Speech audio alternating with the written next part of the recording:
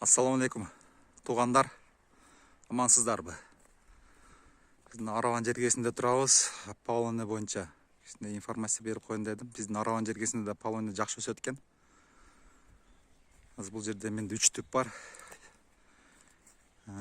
Технический срезден кейін 2 жылдық ұшылар. 1 жылдан кейін технический срез болады. Оны білесіздер. Андан кейін 2 жылдық. Азыр түбі ұшыны 75 сантиметр. Тамырлары жердің бетіне шығып, тамыр аябай күшті болады екен. Аз бұларден бұйыл бұтаған жоқмын.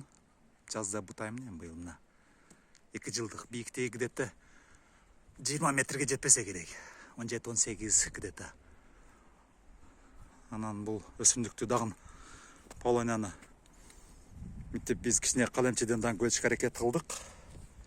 Қаламчесінен шыққандар, бұлар емі қандай сорт болады емі. Бірақ қаламчеден бардығы өсі өріп еткен. Ошоны есеп алып қойыңыздар.